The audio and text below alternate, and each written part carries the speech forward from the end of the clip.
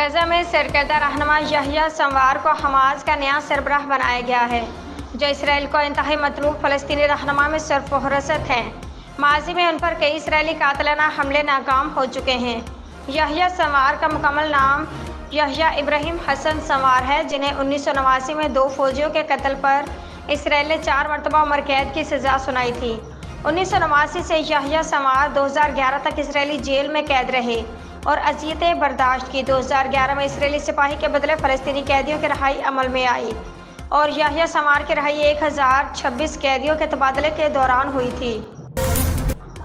Paris Olympics से कौम के लिए अच्छी खबर के स्टार एथलीट अरशद नदीम ने जियोलन थ्रो के फाइनल के लिए क्वालिफाई कर लिया है। पेरिस ओलंपिक्स में अब तक पाकिस्तानी खिलाड़ी पहले ही राउंड में बाहर होकर कौम को मायूस ही किया था, मगर अब अच्छी खबर यह है कि पाकिस्तान के स्टार जियोलन थ्रो ने जियोलन थ्रो में फाइनल के लिए क्वालिफाई कर लिया और मेडल की उम्मीदों को बरकरार रखा है।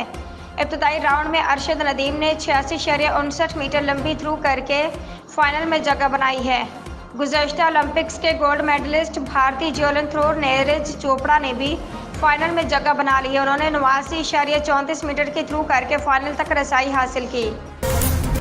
बांग्लादेशी वज़ीर-ए-आज़म हसीना वाजिद के 16 साल इक़्तिदार का खात्मा गुज़श्ता रोज़ हो गया।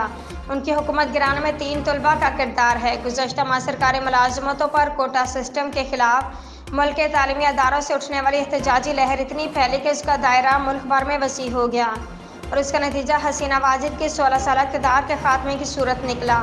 इस एहतजाजी तहरीक सरहेल ढाका यूनिवर्सिटी के 3 तालिब इल्म नाहिद इस्लाम, आसिफ महमूद और अबू बकर थे, जिन्होंने अपने जोश और जज्बे से तहरीक को इतना मौसर बना दिया कि हसीना वाजिद को बिलाखिर इक़्तिदार छोड़कर मुल्क से फरार होना पड़ा।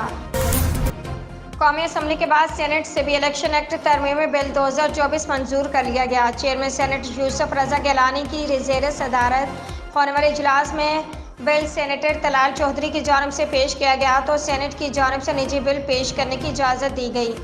बिल पेश करने के लिए ज़ाब्ते की कार्रवाई मुअत्तल की गई। बिल पेश करने के लिए ज़ाब्ते की कार्रवाई मुअत्तल की गई। ऐवान ने बिल की शिकवार मंजूरी दी, जिस पर अपोजिशन एहतजाज और बिल की मुखालफत करते हुए शोर शराबा किया। बांग्लादेश में नोबल इनाम याफ्ता डॉक्टर मोहम्मद यूनुस को अबूरी हुकूमत का नया सरबराह मुकर्रर कर दिया गया है। बाकी अरकान का इंतखाब बाद में किया जाएगा। गैर मुल्की मीडिया रिपोर्ट्स के मुताबिक बांग्लादेश में शेख हसीना के फरार के बाद नई अबूरी हुकूमत की बुनियाद रख दी गई है। तलबा के मुतालबे पर नोबल इनाम याफ्ता डॉक्टर मोहम्मद यूनुस अबूरी सेटअप के सरबराह होंगे। बांग्लादेश के सदर की ज़ेर सदारत इस हवाले से इजलास हुआ, जिसमें तलबा क़यादत और सियासी रहनुमाओं ने भी शिरकत की।